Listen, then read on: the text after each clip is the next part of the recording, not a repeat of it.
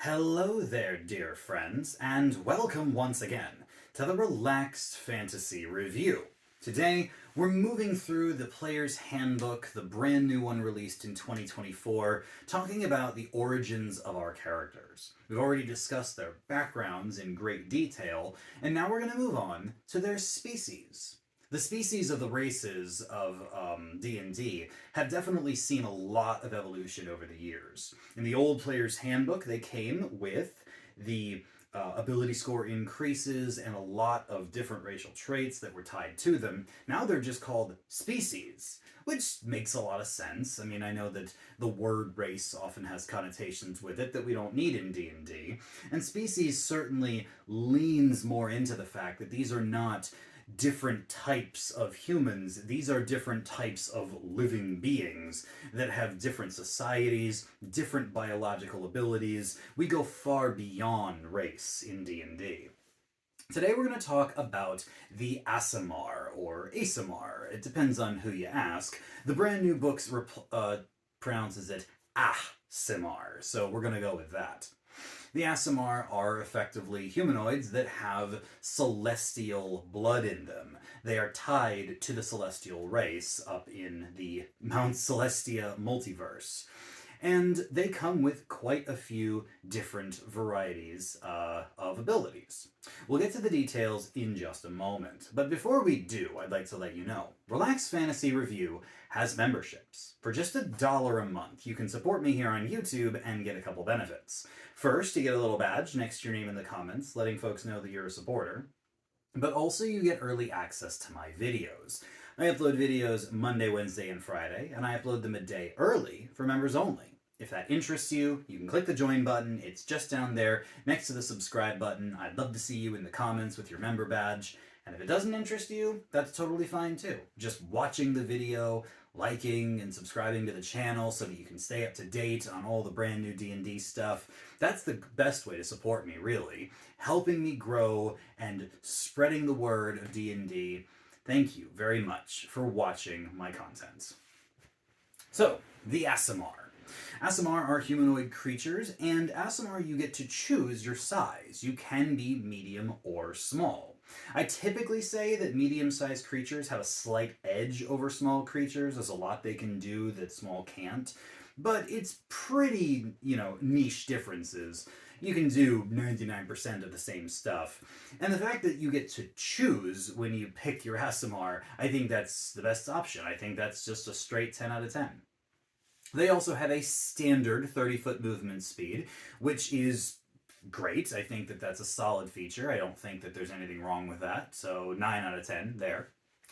Then they have Celestial Resistance. This grants them resistance to necrotic and radiant damage. Very angelic in its theme. And it's nice. I love damage resistances, and usually I rate them extremely high. But necrotic and radiant damages are pretty rare. Necrotic you might get from fighting like undead or certain creatures like that. Radiant you don't normally get unless you're fighting celestial beings. Maybe some devils and demons will have these. It's not super common. It's actually better for a high level character than a low level one. I still think that having a pair of damage resistances is solid, and I also give it 9 out of 10. Now, Aasimar do have dark vision. They have the standard 60 feet of dark vision. And yes, some creatures have more, but I think that having dark vision of any kind is 10 out of 10. When you don't have it, you really wish you did. Then they have the Healing Hands feature. Healing Hands is a once per long rest ability as a magic action, so it takes a full action. You can touch a creature and use a number of d4s equal to your proficiency bonus. So at level 1, that'll be 2d4, and it goes up as you level up.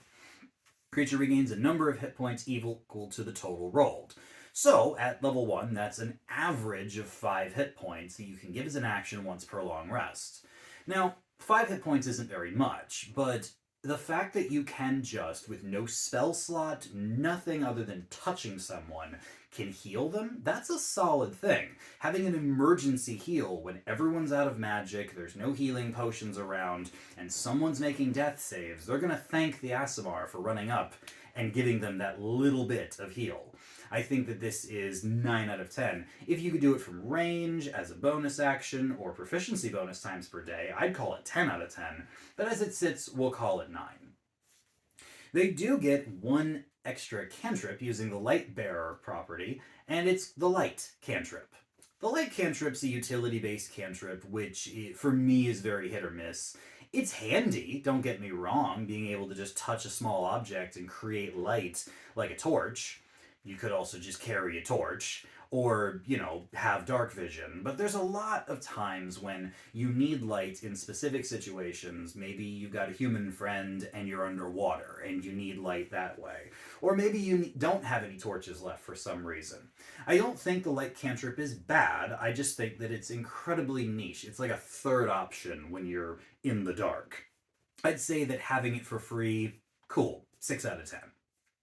Finally, you get Celestial Revelation. This is a power you get at level 3, and you can use it once per rest, and the idea is that this powers you up using celestial energy. When you are in this revelation form, it lasts for a minute or until you end it, and once you've transformed, you do extra damage equal to your proficiency bonus whenever you hit someone with an attack or a spell once per turn. So, a little bit of extra damage, and then it has a secondary effect. You can either grow wings, which allow you to have a flying speed equal to your walking speed for the minute. You can have a radiant aura, which emits bright light for 10 feet and then dim light for another 10, and anyone standing in the bright light takes damage equal to your proficiency bonus every turn, and that is unavoidable damage. There's no save, and it hurts your friends too, so make sure you don't do it when you're too close to your allies. And then finally, you can have this necrotic energy where your eyes become like black and you grow these flightless wings, which look really terrifying. And you pick some creatures, they make a saving throw, and if they fail, they're frightened of you until your next turn. So basically, it's a round of fear. I think it's a shame that they don't repeat the save. The fear just kind of ends. So it's weird that the whole thing lasts a minute, but the fear only lasts a turn or a round. That's kind of odd. Either way, you're doing extra damage. I personally would be picking the flight 9 times out of 10. Oh, that's another thing.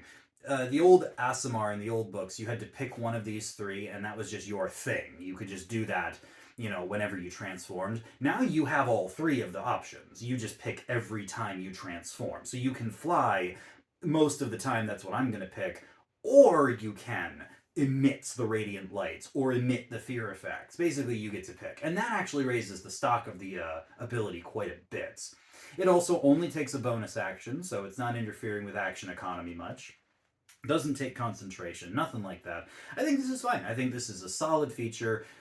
Concentration-free flight once per day is cool. I think this is worth 9 out of 10 for just having the versatility necessary.